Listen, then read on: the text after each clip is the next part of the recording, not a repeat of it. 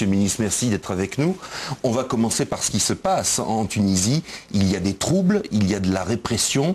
Est-ce que c'est l'impatience des révolutionnaires qui cause ces troubles ou bien c'est l'incapacité du gouvernement actuel à reconnaître ce qu'il faut faire pour calmer les impatiences?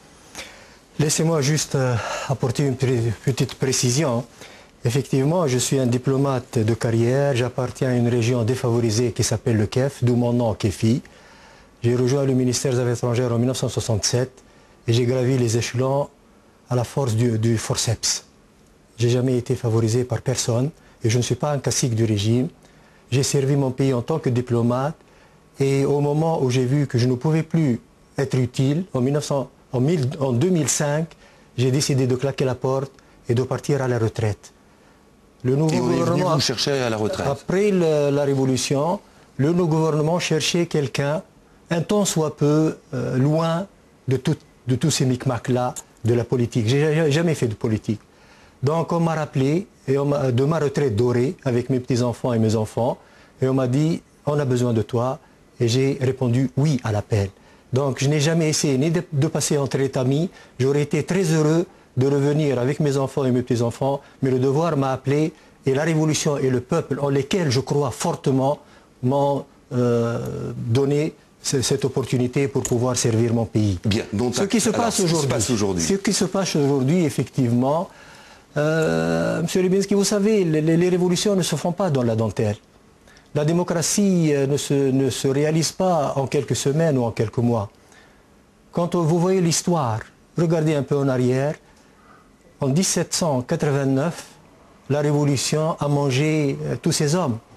Je crois que la Révolution française a tué plus de gens que les rois de France réunis. De Robespierre à Marat, à Saint-Just, à Chénier, et j'en oublie. Alors c'est pas comparable, bien sûr. Bien sûr, vous avez raison. Mais justement, est-ce qu'il y a quand même une forme de chasse aux sorcières? Pas du tout. Par certains manifestants qui estiment que tout ça ne va pas assez vite. Pas du tout. Les manifestants n'ont aucun but, aucun message politique. Alors quels sont ceux qui manipulent la violence et qui ont intérêt à la violence? Voilà. Il y a deux sortes de groupes. Il y a ceux qui ont peur des urnes et qui appréhendent le jour où le peuple va élire ses représentants, c'est-à-dire l'Assemblée constituante le 24 juillet prochain. Ils voudraient semer la zizanie et ils pensent qu'ils arriveraient au pouvoir grâce à la violence. Les élections auront lieu le 24 juillet. Les élections, Inch'Allah, auront lieu le 24 juillet ou c'est sûr? On n'est jamais sûr de rien.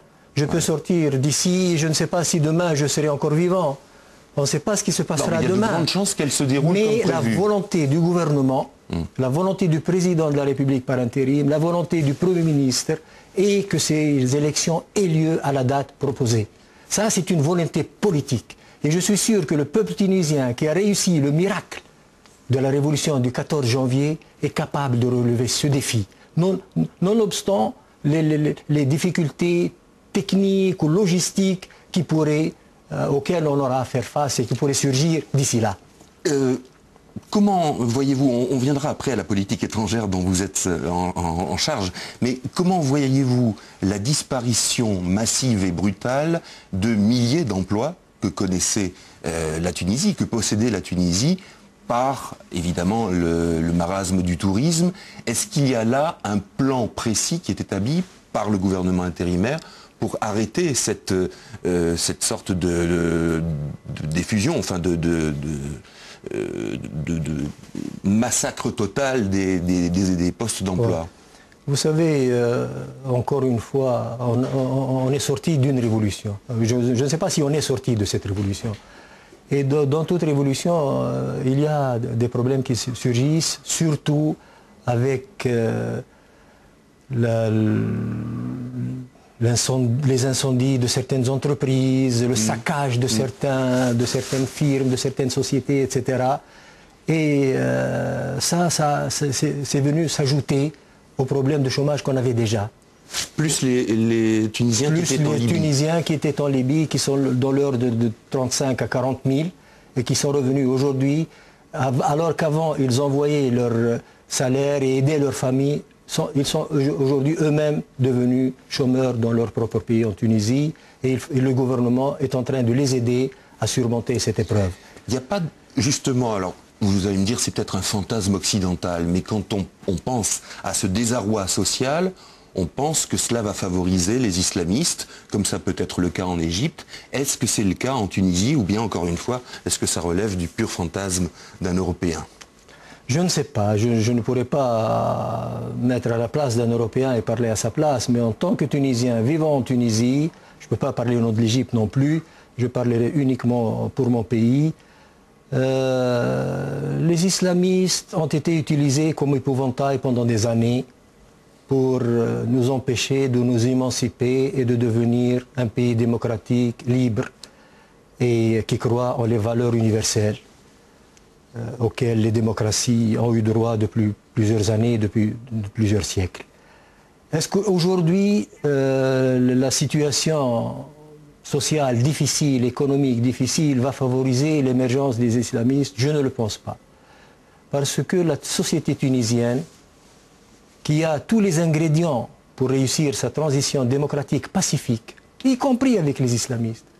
Parce que quand on les voit aujourd'hui, ils ont compris que le discours du passé, les discours des années 80 sont dépassés. Et c'est à eux de s'adapter à la nouvelle réalité. Quand vous avez Pas la société tunisienne à eux. Absolument, absolument, M. Rebensky. Je suis sûr qu'ils sont convaincus de ça et ils sont conscients de ça.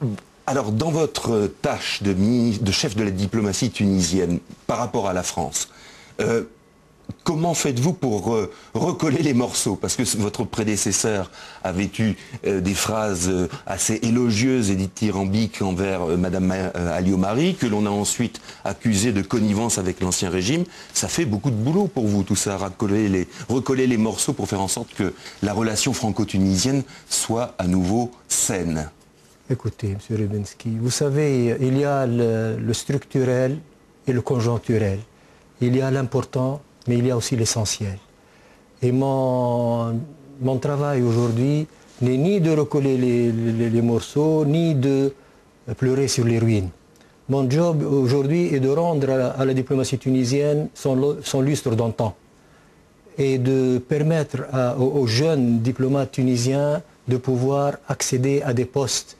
D'ailleurs, le dernier mouvement des ambassadeurs a été, pour la première fois dans l'histoire de la diplomatie tunisienne, peut-être à 98% des gens de la maison.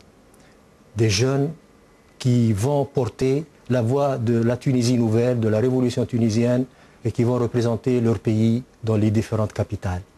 Donc, c'est surtout ça. Mais bien sûr, le troisième volet, c'est d'essayer avec les pays frères et amis d'aider la transition démocratique, notamment par la création de nouveaux postes d'emploi, par la promotion des investissements, par l'accroissement des échanges commerciaux, par le développement du tourisme avec tous les pays du monde, y compris bien sûr avec notre premier partenaire qui est la France. Et nous sommes heureux de pouvoir dire aujourd'hui qu'après la révolution du 14 janvier, la Tunisie, pour la première fois, va être invitée au G8. Oui.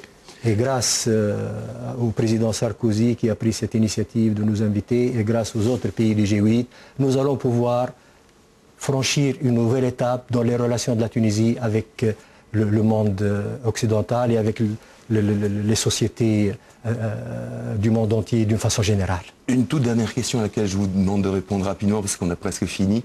Ce G8, vous y êtes invité, il y aura probablement une aide pour la Tunisie, mais si le désordre continue à se répandre en Tunisie, cette aide sera probablement conditionnée également.